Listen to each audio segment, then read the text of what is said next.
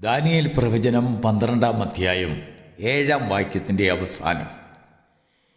വിശുദ്ധ ജനത്തിൻ്റെ ബലം തകർത്ത ശേഷം ഈ കാര്യങ്ങളൊക്കെയും നിവൃത്തിയാകും എന്നിങ്ങനെ സത്യം ചെയ്യുന്നത് ഞാൻ കേട്ടു. ദൈവത്തിന് സ്തോത്രം. ദാനിയേൽ പ്രവാചകൻ തൻ്റെ ദർശനത്തിൽ തനിക്ക് കേൾക്കുവാൻ കഴിഞ്ഞതായ ഒരു അനേക വാചകങ്ങളുടെ കൂട്ടത്തിൽ ഒരു പ്രധാനപ്പെട്ട വാചകമാണ്: അവർ വിശുദ്ധ ജനത്തിൻ്റെ ബലത്തെ തകർത്ത ശേഷം ഈ കാര്യങ്ങൾക്കെല്ലാം ഒരു സമാഹരണമുണ്ടാകും. ദൈവത്തിന് സ്തോത്രം. ഒരു പക്ഷെങ്കിൽ ദാനിയേലിൻ്റെ അപേക്ഷയ്ക്ക് മറുപടിയായിരിക്കും ദൈവം കൊടുത്തത്. തീർച്ചയായിട്ടും ദാനിയേലിനും തൻ്റെ കൂടെയുള്ള സഹോദരങ്ങൾക്കുമെല്ലാം ചെറുപ്പം മുതൽ ദൈവത്തിൻ്റെ സന്നിധിയിൽ ഒരു ദിവസം 3 പ്രാവശ്യം ദൈവസന്നിധിയിൽ മുട്ടുകുത്തിക്കൊണ്ട് ദൈവത്തോട് ചോദിക്കുന്ന ഒരു ചോദ്യം, കണ്ണുനീരൊഴുക്കി ചോദിക്കുന്ന ഒരു ചോദ്യം: എപ്പോൾ ഇതിനൊരു സമാഹരണമുണ്ടാകും? എപ്പോഴിതിനൊരു തീരുമാനമുണ്ടാകും? എപ്പോഴാണ് ഇത് സംഭവിച്ചു തീരുക? കാലാവസാനം എപ്പോഴാണ് വരുന്നത്? ഞാനും എൻ്റെ ജനവും അവരുടെ കഷ്ടതയിൽ നിന്ന് വീണ്ടെടുക്കപ്പെടുന്നതായ ഒരു സമയം എപ്പോഴാണ്? ഞങ്ങളുടെ പ്രവാസകാലം തീരുന്നത് എപ്പോഴാണ്? ദൈവത്തിൻ്റെ പ്രവൃത്തി വെളിപ്പെടുന്നത് എപ്പോഴാണ്? ഇതെല്ലാം നീണ്ട ചോദ്യം ദാനിയേലിന് ദൈവത്തോടുണ്ടായിരുന്നു. അതിൻ്റെ എല്ലാം മറുപടിയായിട്ട് ദൈവം ദാനിയേലിന് കൊടുക്കുന്ന ഒരു ഉത്തരവ്: വിശുദ്ധ ജനത്തിൻ്റെ ബലം എപ്പോൾ തകരുമോ അപ്പോൾ ഈ കാര്യങ്ങൾക്കൊക്കെ ഒരു അവസാനമുണ്ടാകും. ദൈവത്തിന് സ്തോത്രം. അന്ന് ദാനിയേലിനോട് ദൈവം സംസാരിച്ച വിഷയം അതാണെങ്കിലും ഇന്ന് ദൈവത്തിൻ്റെ ആത്മാവ് നമ്മുടെ ചോദ്യത്തിന് തരുന്ന മറുപടിയും അതുതന്നെ.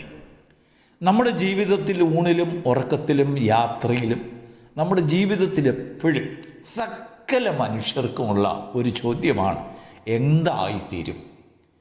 ഇന്ന രീതിയിൽ ഞാൻ പ്രാർത്ഥിച്ചുകൊണ്ട് വന്നിരുന്നതായ വിഷയങ്ങളുടെ കാര്യം എന്തായിത്തീരും? കർത്താവേ, എന്താകും? എൻ്റെ അവസാനം എന്താകും? ഇന്ന കാര്യങ്ങളുടെ അവസാനം എന്താകും? ഇന്ന വിഷയങ്ങളുടെ അവസാനം എന്താകും? നമുക്കെപ്പോഴും ഒരു ചോദ്യം. ഊണിലും ഉറക്കത്തിലും അല്ലെങ്കിൽ യാത്രയിലും നമ്മുടെ ആരാധനയിലും നാം പ്രസംഗം കേൾക്കുമ്പോഴും പാട്ട് പാടുമ്പോഴും പ്രാർത്ഥിക്കുമ്പോഴും യാത്ര ചെയ്യുമ്പോഴെല്ലാം വണ്ടി ഓടിക്കുമ്പോഴുമെല്ലാം നമ്മുടെ മനസ്സിലുള്ളതായ ഏക ചിന്ത എന്തായിത്തീരും? എന്താകും? ദൈവത്തിൻ്റെ ആത്മാവ് പറയുന്നു, വിശുദ്ധ ജനത്തിൻ്റെ ശക്തി തകരുമ്പോൾ അതിനെല്ലാം ഒരവസാനമാകും. ദൈവത്തിന് സ്തോത്രം. നമ്മിൽ ശക്തി നിൽക്കുമ്പോൾ മാത്രമേ ദൈവത്തിൻ്റെ പ്രവൃത്തി നമ്മളിൽ സാധ്യമാവുകയുള്ളൂ.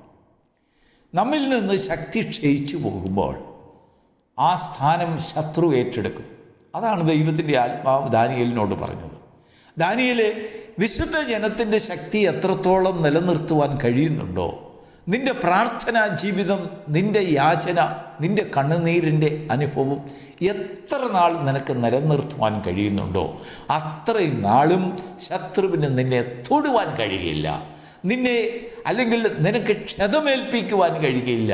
നിൻ്റെ സമാധാനത്തെ എടുത്തു കളയുവാൻ കഴിയില്ല. നിൻ്റെ സ്വസ്ഥതയെ എടുത്തു കളയുവാൻ കഴിയില്ല. നിൻ്റെ ഐശ്വര്യത്തെ തൊടുവാൻ കഴിയില്ല. എന്നാൽ വിശുദ്ധ ജനത്തിൻ്റെ വിശുദ്ധ ശക്തി തകരപ്പെടുന്നത് എപ്പോഴോ അപ്പോൾ ശത്രുവിന് ബലം കൂടും. ദൈവത്തിന് സ്തോത്രം. ഇവിടെ ഒരു ചോദ്യമുണ്ട്: വിശുദ്ധ ജനം ആരാണ്? അതൊരു വലിയ ചോദ്യമാണ്. അത് ഇസ്രായേൽ ജനമാണോ, ദാനിയേലും കൂട്ടരുമാണോ, അതോ നമ്മളാണോ? നമുക്ക് അക്ഷരികമായി ഇസ്രായേലുമായിട്ട് യാതൊരു ബന്ധവുമില്ല. എന്നാൽ ദൈവത്തിൻ്റെ ആത്മാവ് പറയുന്നു, നീ വിശുദ്ധ സന്തതിയായി ദൈവം നിന്നെ സ്നേഹിച്ചു. പത്രോസ് പറയുന്നത്, നിങ്ങളോ അന്ധകാരത്തിൽ നിന്ന് അത്ഭുത പ്രകാശത്തിലേക്ക് വിളിച്ചവൻ്റെ സൽഗുണങ്ങളെ ഘോഷിപ്പാൻ തിരഞ്ഞെടുക്കപ്പെട്ട ഒരു ജാതിയും രാജകീയ പുരോഹിത വർഗവും വിശുദ്ധ വംശവും സ്വന്തം ജനവുമായി ദൈവം നിന്നെ സ്നേഹിച്ചിരിക്കെ, ഇന്ന് ദൈവത്തിൻ്റെ ദൂതൻ സംസാരിക്കുന്ന ഭാഷ, വാചകം, ആ വാക്ക്, ആലോചന, ആ ഇൻഫർമേഷൻ അത് ദാനിയേലിനോട് മാത്രമല്ല നിന്നോടും എന്നോടും ദൈവത്തിൻ്റെ ആത്മാവ് പറയുകയാണ്, വിശുദ്ധ ജനത്തിൻ്റെ വിശുദ്ധ ശക്തി തകർത്തതിന് ശേഷം മാത്രമേ നിൻ്റെ ജീവിതത്തിലെ പ്രശ്നങ്ങൾക്കെല്ലാം ആരംഭമാകൂ. അതുവരെയും ശത്രുവിന് ഒരളവിൽ കൂടുതൽ നിൻ്റെ മേൽ വ്യാപാരം ചെയ്യുവാൻ കഴിയുകയില്ല. കാരണം നീ സ്വർലോകങ്ങളിൽ നടകൊള്ളുന്ന വ്യക്തിയാണ്, ഭൂമിയിൽ നടക്കുന്നവനല്ല. ദൈവത്തിന് സ്തോത്രം.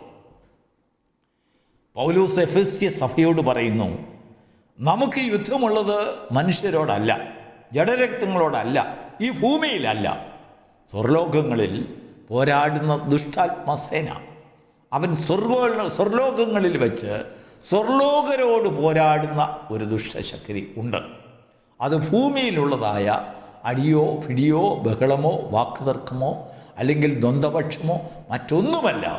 സ്വർലോകങ്ങളിൽ സ്വർഗീയമായ വാഴ്ച അല്ലെങ്കിൽ വിശുദ്ധ ജനത്തിൻ്റെ വിശുദ്ധ ശക്തിയാൽ അവൻ സഞ്ചരിക്കുന്ന സഞ്ചാരത്തെ അത് ഖണ്ഡിച്ച് കളയുവാൻ, ഇല്ലായ്മ ചെയ്യുവാൻ, അവൻ്റെ ഭവനത്തിലെ സ്വസ്ഥത എടുത്തു കളയുവാൻ, അവൻ്റെ ജീവിതത്തിലെ സ്വസ്ഥത എടുത്തു കളയുവാൻ, അവൻ്റെ വിശ്വാസത്തെ എടുത്തു കളയുവാൻ, അവൻ്റെ പ്രത്യാശയെ എടുത്തു കളയുവാൻ ശത്രു തക്കം നോക്കിയിരിക്കുന്നു. അവനൊരവസരമുണ്ടാകണം. എപ്പോഴാണെന്നറിയാമോ? നമ്മുടെ വിശുദ്ധ ശക്തി തകർത്തതിന് ശേഷം. ദൈവം നമ്മളിൽ ചില വിശുദ്ധ ശക്തി തന്നിട്ടുണ്ട്, ശക്തി പകർന്നിട്ടുണ്ട്. ആ ദൈവത്തിൻ്റെ ആത്മാവിനാൽ അത് നമ്മുടെ ആത്മാവും ദൈവത്തിൻ്റെ ആത്മാവും ചേർന്നുകൊണ്ട് നമ്മുടെ ഉള്ളിൽ നമുക്ക് വേണ്ടി സാക്ഷ്യം പറയും. എന്താണെന്നറിയാമോ? നീ ദൈവത്തിൻ്റെ സന്തതിയാണ്, നീ ദൈവത്തിൻ്റെ മകനാണ്. ശത്രുവിനെ നിന്നോട് തൊടുവാനൊക്കത്തില്ല, ശത്രുവിനെ നിന്നോട് പോരാടി ജയിക്കുവാൻ കഴിയുകയില്ല. നീ ദൈവത്താൽ വലയം ചെയ്യപ്പെട്ടവനാണ്. ദൈവത്തിന് സ്തോത്രം. എന്നാൽ നമ്മളും ദൈവവും തമ്മിലുള്ളതായ ബന്ധം, കമ്മ്യൂണിക്കേഷൻ നഷ്ടപ്പെട്ടു പോകുന്നതായ സാഹചര്യങ്ങളിൽ അവിടെ പിശാച് നമ്മോട് സംസാരിക്കുന്നതിനിടയായിത്തീരും. നോക്കൂ, ഹൗവയോട് ദൈവം സംസാരിച്ചത് ദൈവവുമായിട്ടുള്ളതായ അകൽച്ച അല്ലെങ്കിൽ ആദമുമായിട്ടുള്ളതായ അല്പനേരത്തെ ആ അകൽച്ച ശത്രു മുതലെടുത്തു എന്നുള്ളതാണ്. ദൈവത്തിൻ്റെ സാന്നിധ്യം അവരിൽ നിന്ന് നഷ്ടപ്പെടുവാൻ അത് കാരണമാക്കി തീർത്തു. ശത്രുവിനോടുള്ളതായ കമ്മ്യൂണിക്കേഷൻ അത് തുടരുന്നതിനിടയായിത്തീർന്നു. അല്പാൽപമായി ദൈവത്തിൻ്റെ ശക്തി അല്ലെങ്കിൽ വിശുദ്ധ ശക്തി അവരിൽ നിന്ന് നഷ്ടപ്പെട്ടു. ദൈവത്തിൻ്റെ വചനം ഇവിടെ നിന്ന് വായിച്ചത് എന്താണെന്നറിയുമോ? വിശുദ്ധ ജനത്തിൻ്റെ ശക്തി അല്ലെങ്കിൽ ബലം തകരുന്നതായ ഒരവസ്ഥ. അങ്ങനെ ഒരു കാലഘട്ടമുണ്ട്. നമ്മുടെ ജീവിതത്തിൽ ദൈവം തന്നിരിക്കുന്നതായ ബലം നഷ്ടപ്പെട്ടു പോകുമ്പോൾ, നാം നഷ്ടപ്പെടുത്തുമ്പോൾ ആ സ്ഥാനം ശത്രു ഏറ്റെടുക്കുന്നു, ശത്രു മുതലെടുക്കുന്നു.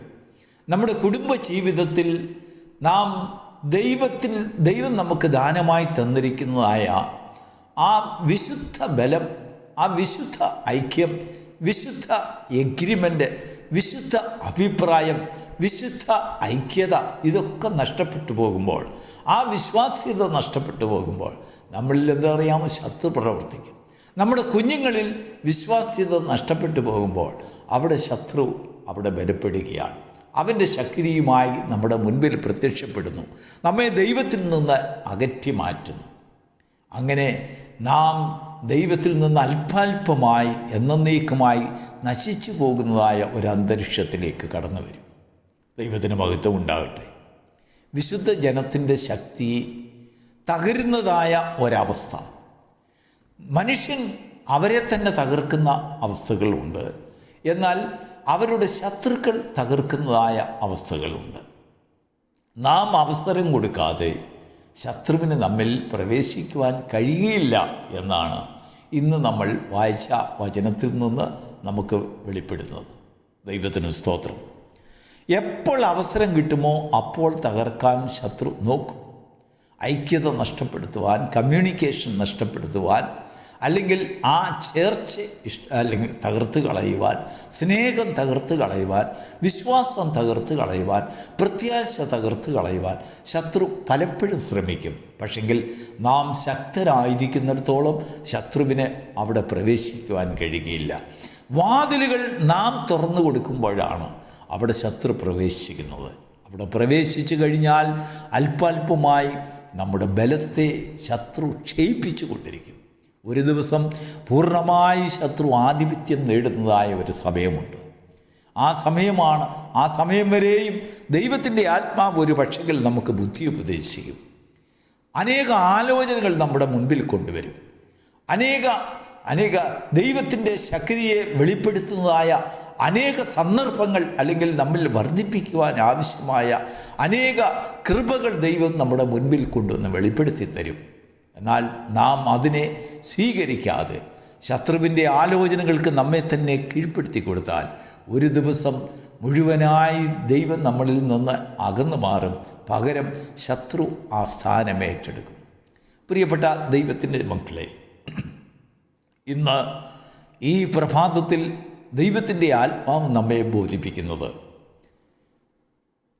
ദൈവജനത്തിൻ്റെ അല്ലെങ്കിൽ വിശുദ്ധ ജനത്തിൻ്റെ ആ ബലം നിലനിൽക്കുന്നത് അത് സഭയിലല്ല, ഉപദേശത്തിലല്ല, അല്ലെങ്കിൽ കൂട്ടായ്മയിലല്ല, നമ്മുടെ വ്യക്തിപരമായ ജീവിതത്തിൽ അത് ആരംഭിക്കും. നമ്മിൽ അത് ആരംഭിച്ചതിന് ശേഷം നമ്മുടെ കുടുംബത്തിലേക്ക് കടന്നു വരും. അതിനുശേഷം നമ്മുടെ കുഞ്ഞുങ്ങളിലേക്ക് കടന്നു വരും. അങ്ങനെ നമ്മൾ ഇടപെടുന്ന സാഹചര്യങ്ങളിലും സമൂഹങ്ങളിലേക്ക് കടന്നു പോകും. അങ്ങനെ നമ്മളിൽ കൂടെ നമ്മുടെ സഭയിൽ പ്രവേശിക്കും. നാം നിൽക്കുന്നതായ ദേശത്തും രാജ്യത്തും അയൽവക്കങ്ങളിലും നമ്മുടെ കൂട്ടുകാരിലുമൊക്കെ ആ ബലം വ്യാപിക്കുന്നതിനിടയായിത്തീരും. ഒരു കാര്യം വ്യക്തമാണ്, ശത്രുക്കളുടെ മുൻപിൽ വെച്ച് ദൈവത്തിൻ്റെ ആത്മാവ് നമുക്ക് വേണ്ടി പക്ഷപാതം ചെയ്യുന്ന ഒരു ഭാഷയുണ്ട്. എന്താണെന്നറിയാമോ? എൻ്റെ അഭിഷക്തനെ തൊടരുത്, എൻ്റെ അഭിഷക്തനെ തൊടരുത്, അവന് ദോഷമൊന്നും ചെയ്യരുത്. എന്നാൽ അഭിഷക്തന്മാർ അവർക്ക് തന്നെ ദോഷം വരുത്തിയാൽ പിന്നെ ദൈവത്തിന് അവിടെ ഒന്നും പ്രവർത്തിക്കുവാൻ കഴിയുകയില്ല. ദൈവം ആ പ്രവൃത്തികൾക്ക് വേണ്ടി ശത്രുവിന് അനുവാദം കൊടുക്കും. നമ്മൾ ആ വാതിലുകൾ തുറന്നു കൊടുത്താൽ, എന്നാൽ ദൈവത്തിൻ്റെ ആത്മാവ് നമുക്ക് വേണ്ടി എപ്പോഴും പക്ഷപാതം ചെയ്യും. എൻ്റെ അഭിഷക്തനെ തൊടരുത്, എൻ്റെ ദാസനെ തൊടരുത്, എൻ്റെ കുഞ്ഞുങ്ങളെ തൊടരുത്. കാരണം രാപകലില്ലാതെ നമ്മൾ ദൈവത്തിൻ്റെ സന്നിധിയിൽ പ്രാർത്ഥിക്കുന്ന പ്രാർത്ഥന അതാണ്. എന്നാൽ നമ്മുടെ ഉള്ളിൽ ഒരു ചോദ്യം എപ്പോഴും ചോദിക്കുന്ന ചോദ്യം, എന്താകും അവസാനം എന്താകും? ദൈവത്തിൻ്റെ ആത്മാവ് ഈ പ്രഭാതത്തിൽ നമ്മോട് വീണ്ടും വീണ്ടും പറയുന്നത്, ദൈവജനത്തിൻ്റെ വിശുദ്ധ ജനത്തിൻ്റെ ബലം നിലനിൽക്കുന്ന കാലഘട്ടത്തിൽ വരെയും ദൈവത്തിൻ്റെ പ്രവൃത്തികൾ നമ്മിൽ അവശേഷിച്ചു കൊണ്ടിരിക്കും. ദൈവം നമ്മളിൽ കൂടെ പ്രവർത്തിച്ചു കൊണ്ടിരിക്കും. ദൈവം നമ്മളിൽ കൂടെ ക്രിയ ചെയ്തുകൊണ്ടിരിക്കും. നമ്മുടെ ആവശ്യങ്ങളെ ദൈവം നടത്തി തന്നുകൊണ്ടിരിക്കും. നമ്മുടെ രോഗങ്ങളെ ദൈവം സൗഖ്യമാക്കിക്കൊണ്ടിരിക്കും. നമ്മുടെ ആവലാതികൾ ദൈവം കേട്ടുകൊണ്ടിരിക്കും. തക്ക സമയത്ത് നമ്മെ നമ്മെ ഉയർത്തുവാൻ ദൈവത്തിൻ്റെ ആത്മാവ് നമുക്ക് വേണ്ടി ജാഗരിച്ചു കൊണ്ടിരിക്കും. എന്നാൽ നമ്മുടെ ബലം തകരുന്നതായ സമയത്ത് നമ്മൾ ശക്തി ക്ഷയിച്ചവരായി മറ്റുള്ളവരുടെ മുമ്പിൽ ആക്ഷേപമായി തീരുന്ന സന്ദർഭങ്ങളുണ്ടാകും. പരിഹസിക്കപ്പെടുന്ന അനുഭവങ്ങളുണ്ടാകും. എന്നാൽ ഒരു ഭക്തനെ സംബന്ധിച്ചിടത്തോളം നീതിമാൻ്റെ അനർത്ഥങ്ങൾ അസംഖ്യമെങ്കിലും ദൈവം അതിൽ നിന്നൊക്കെയും അവനെ വിടുവിക്കുന്നു. അവൻ്റെ ഹൃദയത്തിൽ ഒരു ഏകാഗ്ര ചിന്തയുണ്ടെങ്കിൽ, ഒരു അനുതാപത്തിൻ്റെ വഴികൾ അവൻ്റെ ഹൃദയത്തിൽ പ്രവർത്തിക്കുന്നുണ്ടെങ്കിൽ, നിൻ്റെ ശക്തി തകർന്നു പോകുന്നതായ സമയങ്ങളിൽ അല്ലെങ്കിൽ നിൻ്റെ ബലം ക്ഷയിച്ചു പോയതായ സന്ദർഭങ്ങളെക്കുറിച്ച് നിനക്കൊരു ബോധ്യമുണ്ടെങ്കിൽ, അത് ദൈവത്തോട് ഏറ്റു പറയുന്നുണ്ടെങ്കിൽ, അവൻ നിന്നെ വീണ്ടും ശക്തീകരിക്കുവാൻ ശക്തനെന്ന് ദൈവത്തിൻ്റെ ആത്മാവ് നമ്മോട് സംസാരിക്കുന്നു. ദൈവത്തിന് സ്തോത്രം. പ്രിയപ്പെട്ട ദൈവത്തിൻ്റെ മക്കളെ, നമ്മൾ പലപ്പോഴും നമുക്ക് നഷ്ടപ്പെട്ടു പോയ അനേക സന്ദർഭങ്ങളെക്കുറിച്ച്, അനേക നഷ്ടങ്ങളെക്കുറിച്ച് നാം ഭാരപ്പെടാറില്ലേ? നമുക്ക് വരുത്തിയതായ അനേക ദോഷങ്ങളെക്കുറിച്ച് നമ്മൾ ദുഃഖിക്കാറില്ലേ? നാം നേരിടേണ്ടി വന്നതായ അനേക കോട്ടങ്ങളെക്കുറിച്ച് നമുക്ക് പരിതാപം തോന്നുന്നില്ലേ? എന്നാൽ ദൈവത്തിൻ്റെ ആത്മാവ് പറയുന്നു, അതൊക്കെയും സംഭവിച്ചത് നമ്മുടെ ബലം തകർന്നപ്പോൾ മാത്രമാണ്. നാം ബലത്തിൽ നിന്നപ്പോൾ, നാം ബലവാന്മാരായി കാണപ്പെട്ടപ്പോൾ അവിടെയൊന്നും ശത്രുവിന് പ്രവേശിക്കുവാൻ കഴിഞ്ഞിരുന്നില്ല.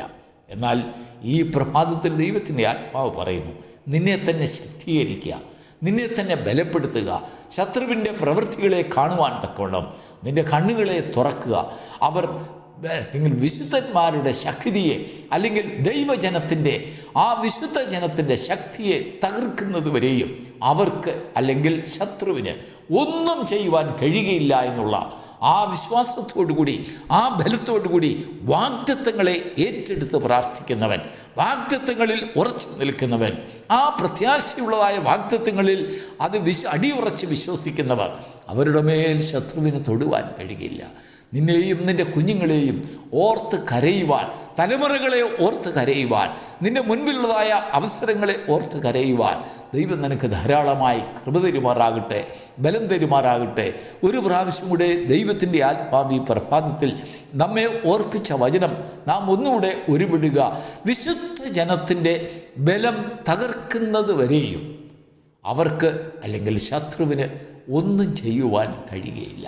God bless you.